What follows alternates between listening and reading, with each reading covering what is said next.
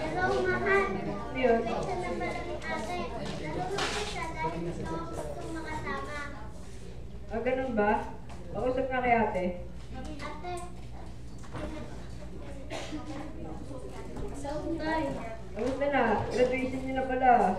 Opo, tatay. Balita ko malungkot ka daw, sabi ng nanay mo. Opo, tay. Kasi po, mas masaya sana kung nandito kayo. Pasensya na, anak. Di pa ako makakauwi. Opo, tay. Naiinip Mabawi na lang ako sa susunod. Opo, tay. Basta magtrabaho lang po kayo maayos. Pagkaraan ng 2 taon, ay dumating na ang araw na kinasasabikan naming lahat.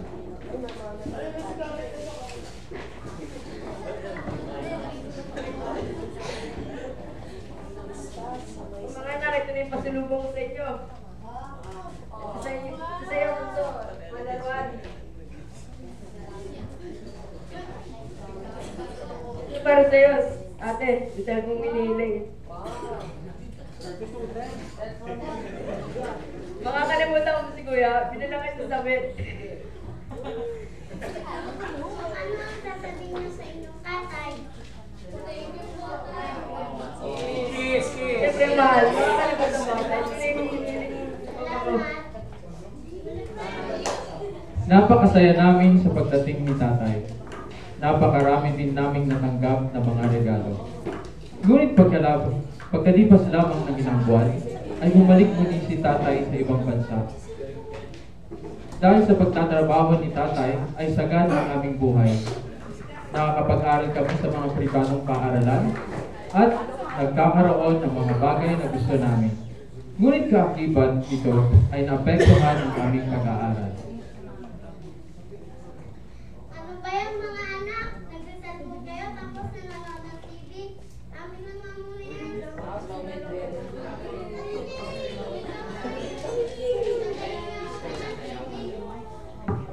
Descendants of the Sun na.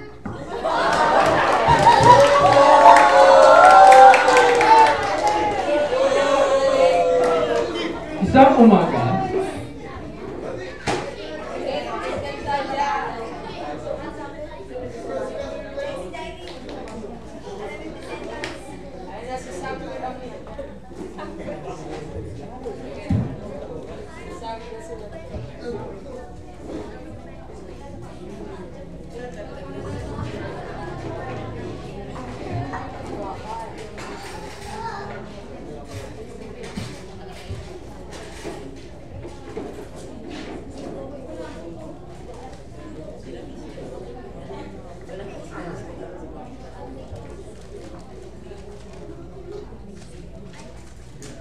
O mga anak, hindi pa ba kayo tapos magbihis dyan?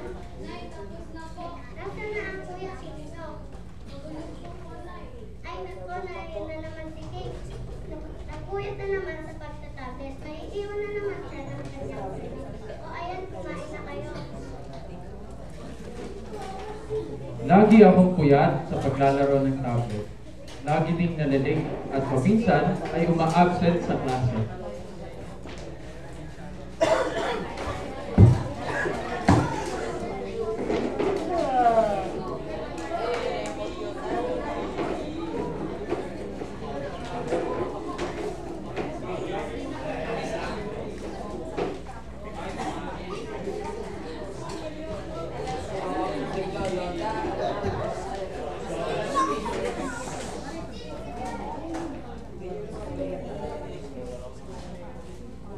O ano, okay?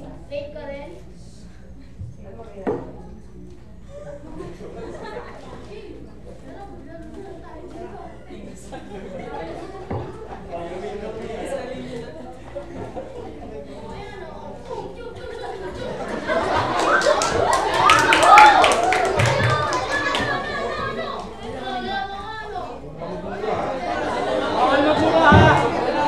Umabsent ako isang beses, dalawa, tatlo, hanggang sa tuluyan na akong hindi pumapasok.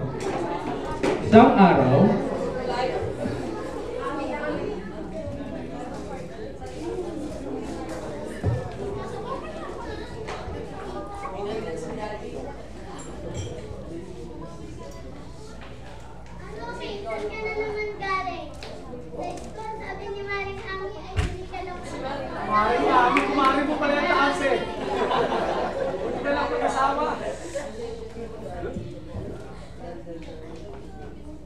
Labis na nalungkot ang aking mga magulang sa pagtingin ko sa pag-aaral.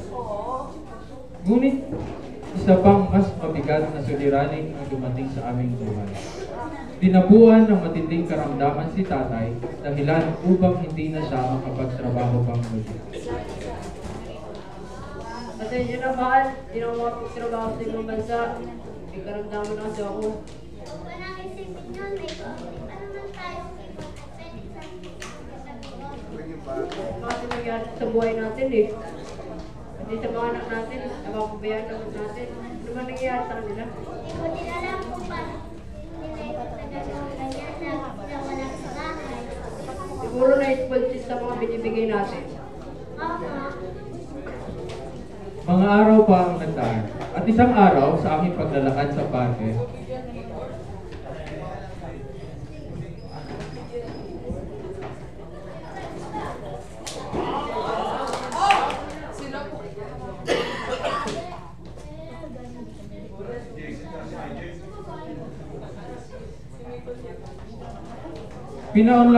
pinaunlakan ko nga ang imbitasyon ng dati kong kaklase na si Aldrin.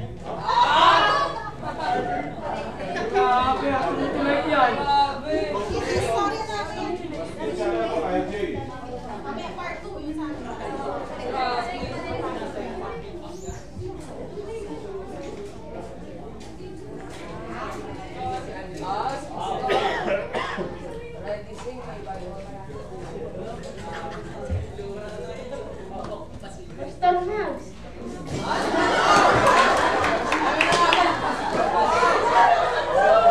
Patingin nga si Pastor Max, patingin.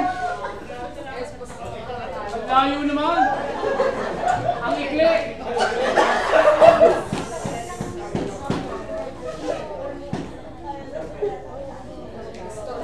Doon ay nakilala ko ang Panginoong Hesus at akin siyang tinanggap bilang Panginoon at sariling tagapagligtas.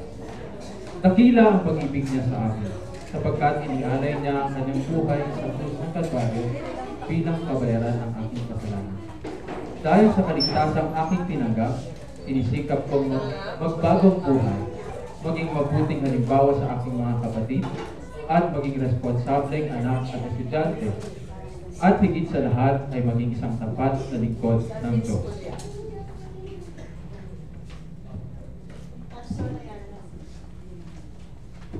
Class, ang assignment ang takdang aralin nyo ngayon ay gumawa kayo ng isang essay na hindi nyo makakalimutan sa inyong buhay. O ikaw, Finn, baka hindi ka na naman gumawa ng assignment mo.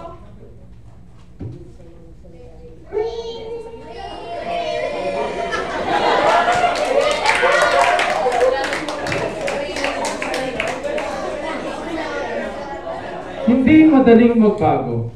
Madaming tao ang magdududa at manghuhusga. Ngunit sa kabila ng lahat, ako ay hindi nawawalan ng pag-asa sapagkat katuwang ko ang Panginoong Hesus sa pagbabagong ito. Hindi na nga nakapagtrabaho pa si tatay sa abroad. Ngunit magkatuwang sila ni nanay sa maliit na negosyo sa palengke. Kahit minsan ay kapos ako sa alawan, sisikapin ko pa rin ako'y makapagtapos ng pag-aaral at hindi ko sasayangin ang pangalawang pagkakataon at tiwala na binigay sa akin ng aking mga magulang. Sa bahaging ito, ang aking buhay ay natutunan ko na higit sa material na bahagi ay mas mahalaga ang salita at pag-ibig ng Diyos. Ito ang karanasang hindi ko makakalimutan. Kaya pala napapansin ko kay King ay unti-unti na siya nagbabago. Dahil ito, for the first time, nagbasa siya sa akin ng assignment. At kung gusto mo siya nagbago ay gusto ko rin makilala ang Panginoong Jesus na sinutukoy niya dito. Amen.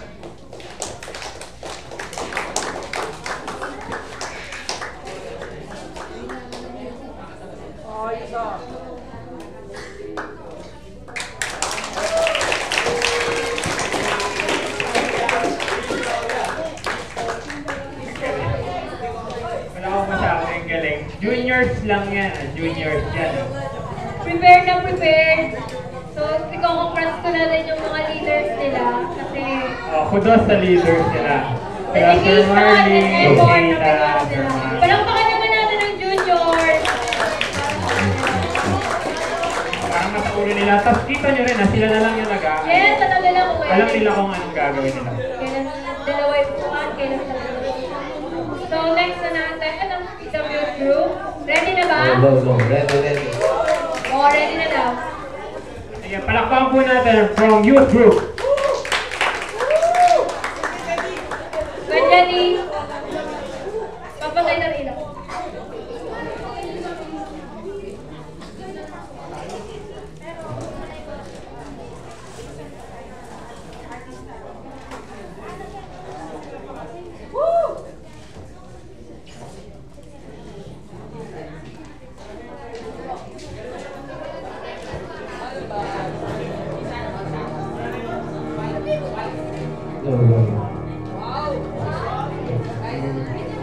Sali ba si Michael dyan? Ay pala.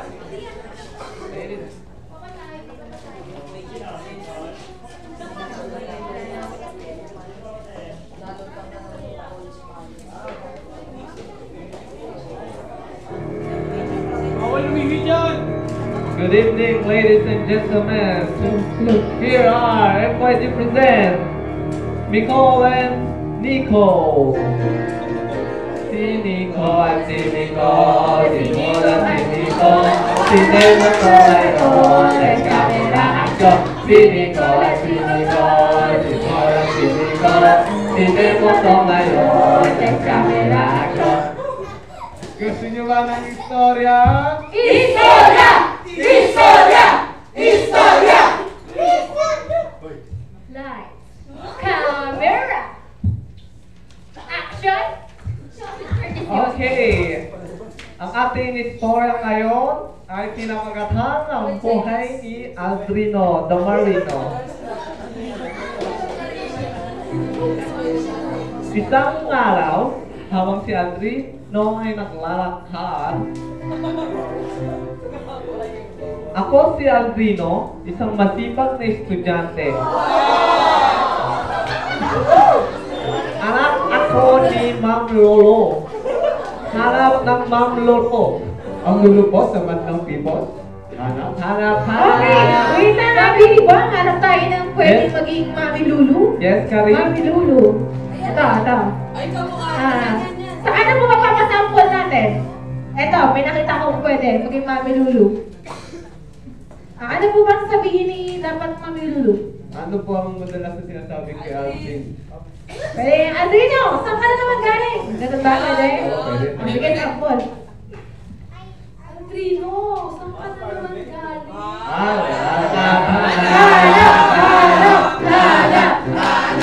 Harap tayo, Ito, hanap pa tayo. Harap.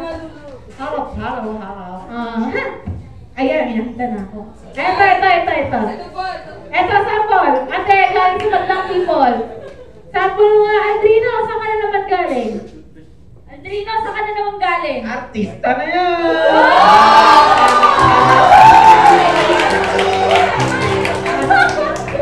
Ito pa, yung may feelings daw. Aldrino, saan ka na naman galing?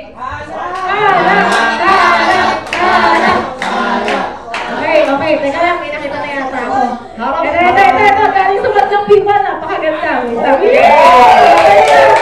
Ate Madlang People, pakitaan mo nga kami ng magaling acting skills. Yes. Aldrino, saan ka na naman galing?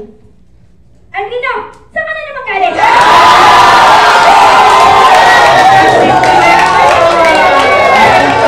Ating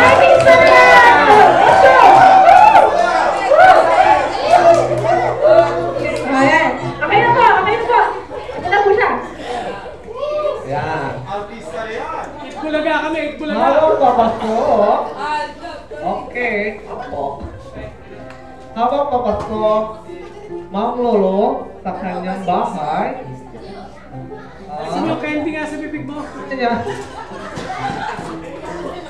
Kasama niya si Adrino sa kanilang bahay. Singa mo yan. Hoy, tahimik kayo ah. Singa mo yan, Jess. Kayo kari ah. Habang namamalansya si Ma'am Lolo, mamalansya, Ano yan, invisible plancha? sinasabihan niya lagi at nang paalala si Aldrino.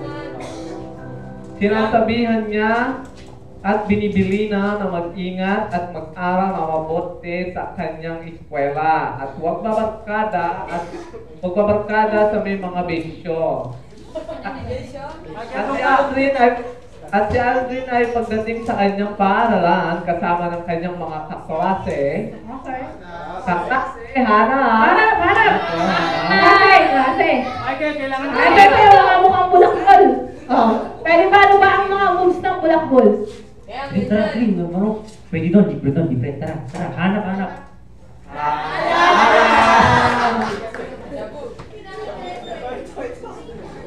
Sige, hanap tayo. Doon ulit, parang may nakita pa akong isang medyo parang babad sa araw eh. Sige natin. Paano ba ang mga moves ng bulakbol? Discourage. Grabe internet ka pa wala rin basketball dun sa court. Pwede mo na tayo ng community. Effort na eh. Ay, tato, mukhang malusog sa pagtambay sa mga advance. Okay. Kuya, pagkataan mo nga kami ng sample na isang bulakbol na estudyante. Tara, Green, may kantin sa computer shop. Doon tayo. Tara na ako. Sige na. Artist na na yan. Ay, costume! Oo, costume. Isa pa. Isa pa. Ito, mukhang tambay rin sa ano eh. Sabi ko alam eh. Kuya, pakataan mo nga kami ng mga moves ng nagdodota. Maraming tayo. 5v5 daw yun.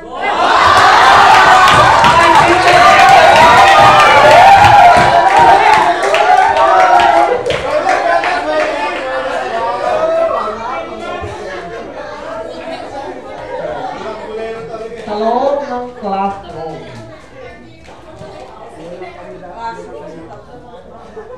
Habang papasok ang kanilang guro,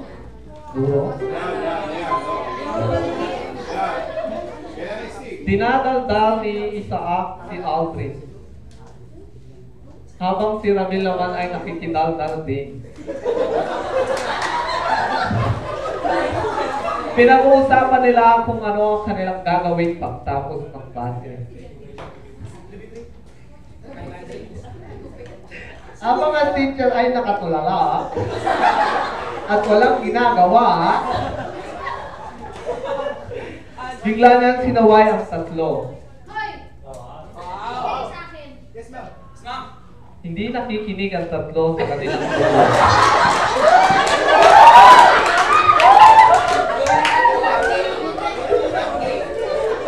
Nagalit ang kanilang guro. Nagalit. Bigay sa akin, makinig kayo. At binarningan sila na ibabagsak. Isa pa ha, ibabagsak ko na kayo sa klase ko.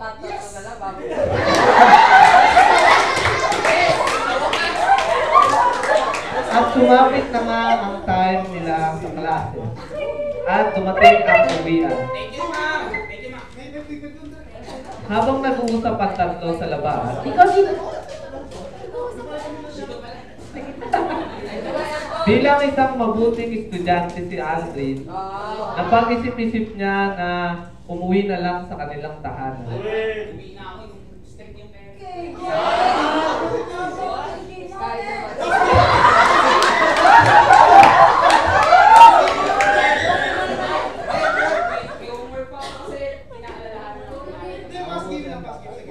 At tinanggihan niya talaga.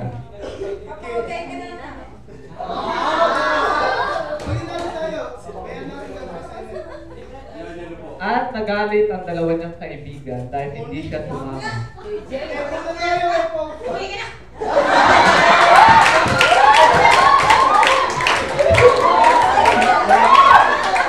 At umuwi na si Aldrino sa kanilang tahanan. Sinalubong niya ang kanyang ina na si Ma'am Lulu. Habang nagluluto si Ma'am Lulu, niyakap niya ito sa kanyang likuran. At laging sinasabi, Nay, mag-aaral akong mabuti.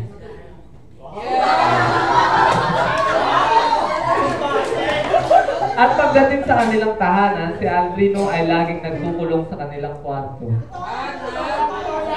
upang gumawa ng kanyang homework at mga project. At syempre, hindi niya makakalimutan magbasa ng kanyang Biblia. Araw-araw, ginagawa niya ito kada uwi niya sa kanilang school. Nagdi-devotion siya pagtapos niyang gumawa ng kanyang homework at project. At lagi siyang nananalangin pagtapos nito. Bibo at aktibo si Aldrin sa church at lagi siyang nagpapagamit sa Panginoon.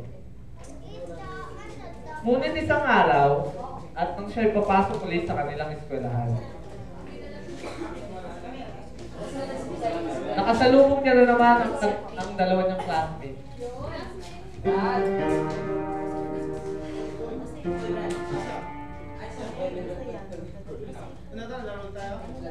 At niyaya niya ito sa computer shop. Nagdalawang isip si Aldrin at sinubukan niya kahit isang beses lang.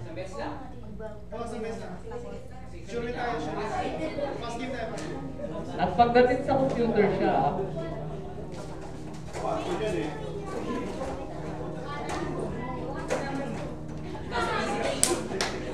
dahil adik ang dalawa sa computer, automatic ang ingay ni Ramil.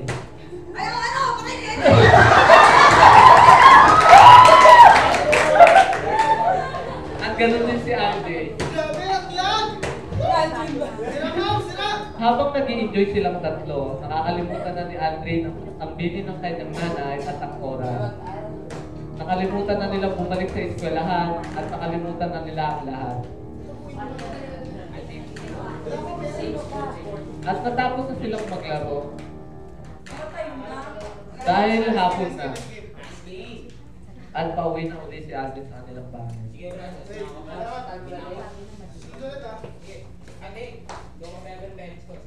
Pagdating sa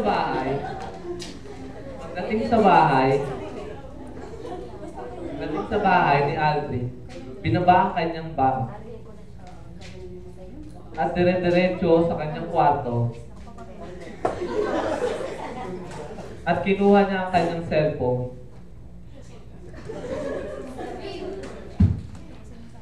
at wala siyang inisip kundi mag-cellphone. Nakalimutan niya na ang ginagawa niya araw-araw. Nakalimutan niya rin gumawa ng kanyang takdang aralin at nakalimutan niya na rin ang pagbabasa ng Biblia. At kinausap siya ni Ma'am Lulu. Habang kinakausap siya ni Ma'am Lulu tungkol sa kanyang napag-aralan sa klase, hindi siya pinapansin ito. At wala siyang pakialam. Nagpawala sa... Anak! Nagpasawalang kibo na lang si Aldrin at iniwan na lang siya ng kanyang ina.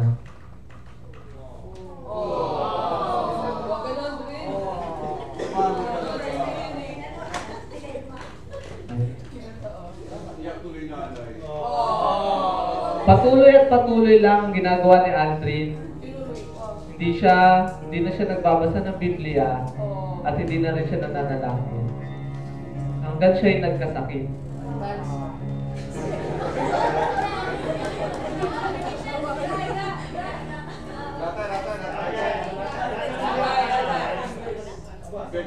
At malungkot.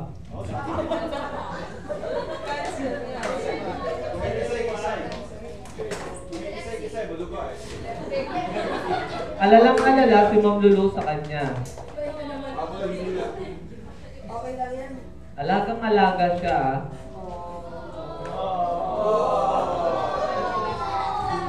At habang ginagamot siya ng kanyang ina at binabantayan, na-realize ni Aldrin yung mga ginagawa niya dati.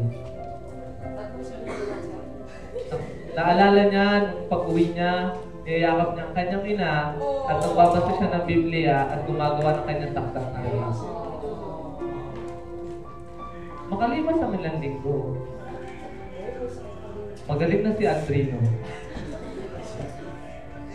Magaling na mag-computer. Isang araw, bumisita si Pastor. Ano? Video niya, video. Ano tayo ng pastor? Ito. Ako, ito mukhang pastor like eh. Ito yung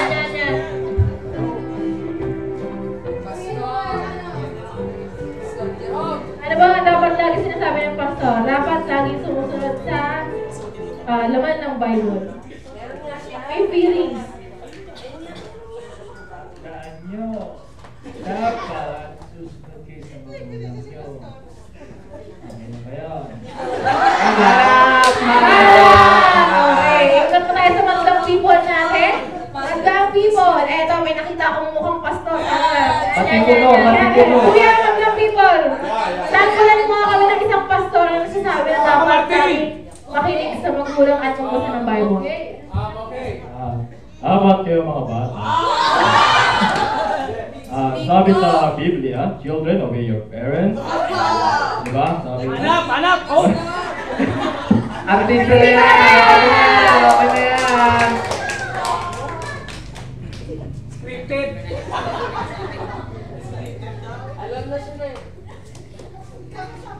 Scripted, bangon na yun eh. Manalo na kayo, overtime yan eh.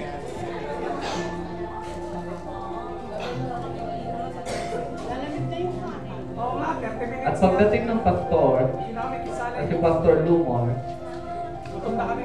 sinausap niya si Aldrino. Oh, sala blocking. Dahil nabalitaan niyang ito ay nagbubulakbol. At ito'y pinayuhan niya tungkol sa maling impluensya ng kamunduhan at huwag hayaan na pasakop sa kamunduhan na gawain.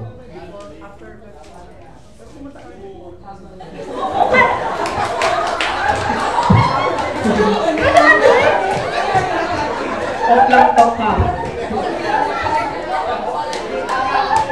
Habang kinakausap ni Pastor si Aldrin, iniisip ni Aldrin lahat ng kanyang ginagawa. Anak!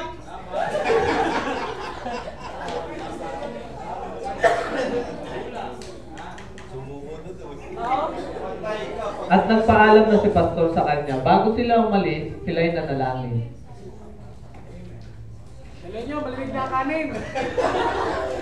At nag-hug.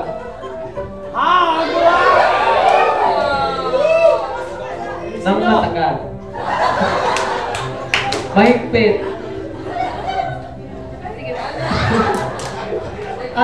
At nagpaalam na si Pastor sa kanya. Habang nagpapaalam si Pastor sa kanya, may ngiti si Aldrin sa kanyang mga labi na nagsasabing, Panginoon, ang aking susundin. At umalis na si Pastor. Dahan-dahan umalis si Pastor at nagpapaalam.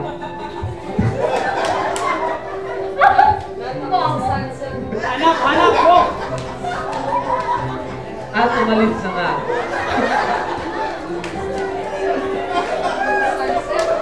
Mag-isa si Aldrin sa kanilang bahay at siya'y nag-iisip sa kwarto at nag-pray at nag-iisip na muling mag-stand up para sa Panginoon at magpagamit muli sa gawain.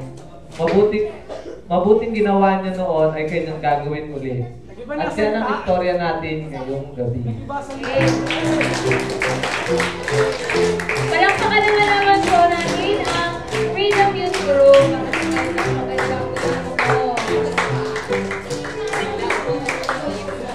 Mukhang entertain ang bawat isa. Magaling na yung prom ko para sa FYD. Panalo na sana eh, overtime lang. Malamig lang kami. Ito na po! Hindi na kami.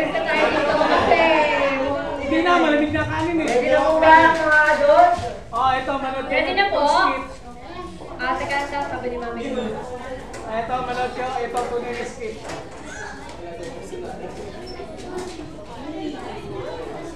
Ay, labas na si Yaya Dab dyan. Yan na po yung last na mapapanood natin for tonight. Yes. Maya-maya talaga natin pero yung mga nagdalo.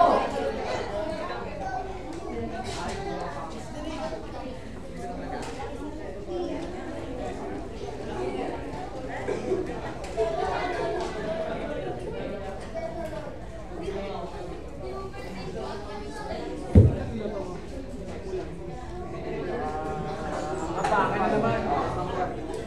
Again, let's give a round of applause to our adults.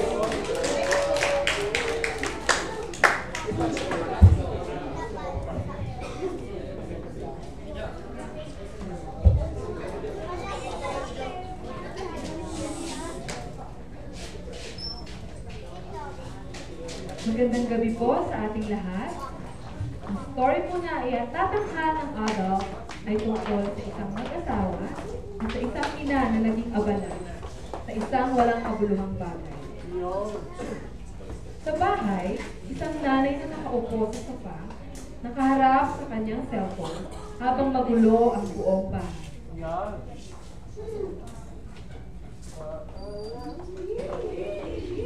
Yan, oh. Oh, kaya niya, walang costume yan, ha? Ah, kaya na! Ay, wala! Oh, may tunay na kiss, hindi wala eh.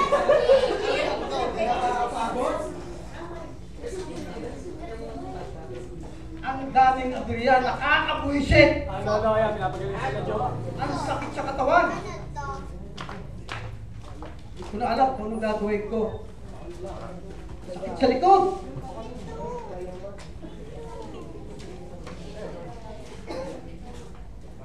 Tuloy pa rin ang pagkalikot ng cellphone ni nanay.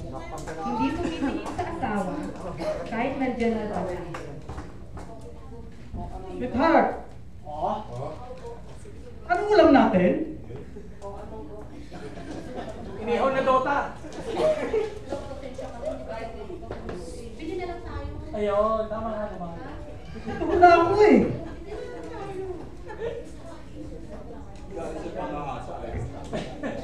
Pagkakaasa.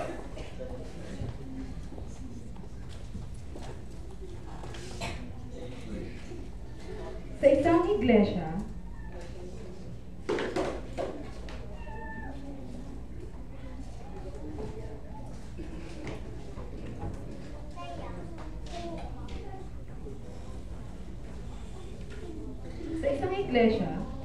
bubuksan ang Biblia at mapapansin ng asawa niya na sira-sira na ang kanyang Biblia.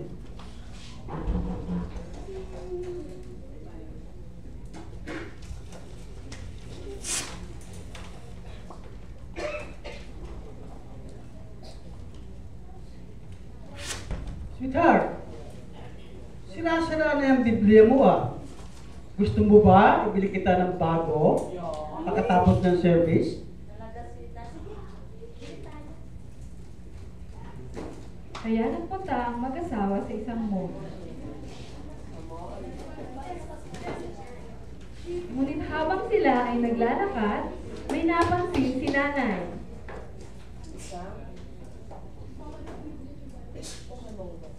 Sige, dito tayo. Bumili ka na ng Bible. Kung bahala.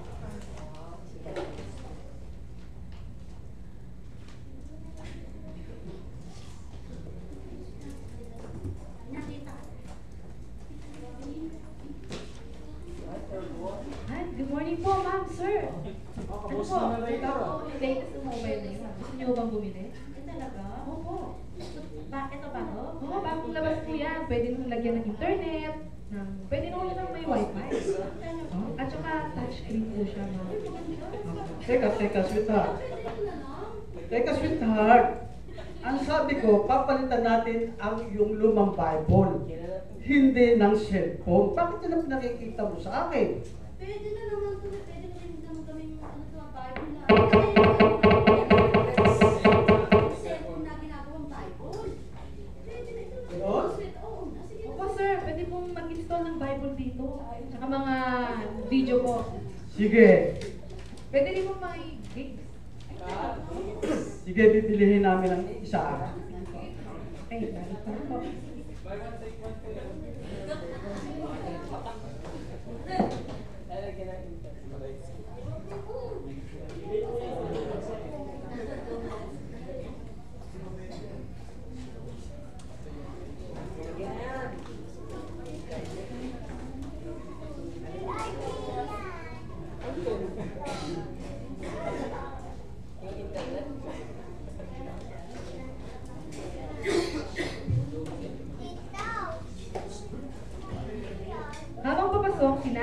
kanilang tahanan,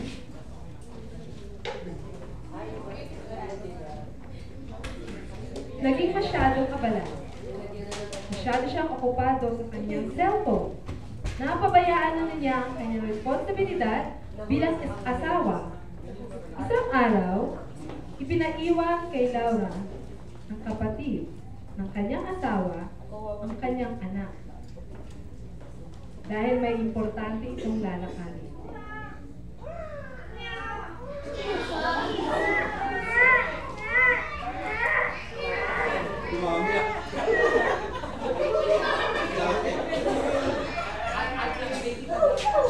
Nagtimpla siya ng bebe habang nakatingin pa rin sa kanyang cellphone.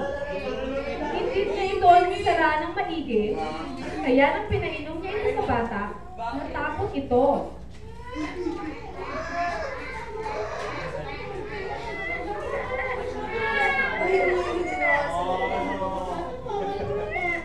Pasensya na kayo ha. Pasensya na, sorry na. Sorry na si Lin. Sorry na. Kasi sa iyo, siya mukhang atupin dyan sa iyo siya ko na yan. Sorry na. Sorry na. Sige kapatid, pumunta ka na sa kwarto at ayusin mo yung anak mo.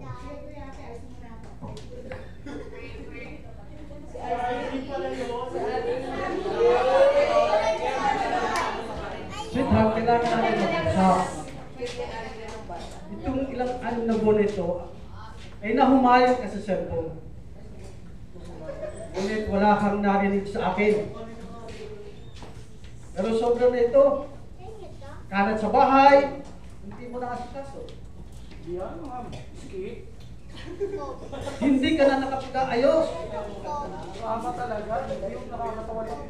Ang mga bagay tungkol sa simbahan, hindi ka na nakadadagaw. Hindi ka nakabubukas ng Bible. Siguro kinakailangan, iwan mo na kita para makapag-isip-isip ka.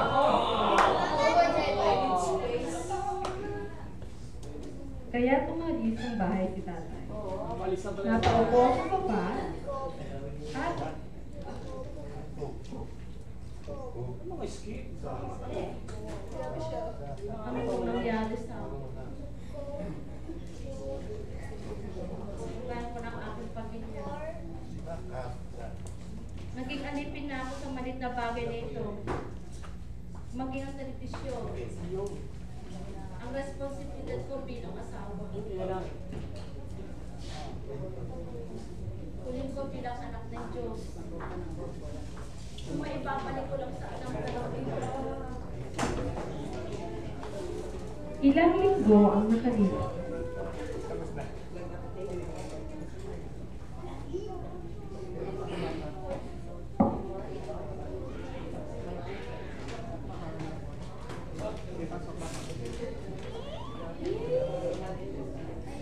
Malinis na! Sweetheart! Malinis na! Nakakapagod. Sakit sa likod. Nakakawala ng pagod yan. Nakaluto ka na ba? Oo, sila. Sasakot na ako. Nagluto kita ng masarap mo ng paborito mong ulas. Igas ang bukas ang bango. Wow! Nakakaalis ng pagod. Yan ang gusto ko. Maasikaso ang may bahay sa bahay. Nararamdaman na niya tulad ng isang ina sa bahay. Praise the Lord! Purihin ang Panginoon sapagkat hindi na nahumaling sa cellphone. Naging masaya ang sama muli ng mag-asawa. Magandang gabi sa inyo. Tita ko! Parang maalalang kaya. Okay po. Maraming salamat po sa ating mga adults. So, tinatawagan po namin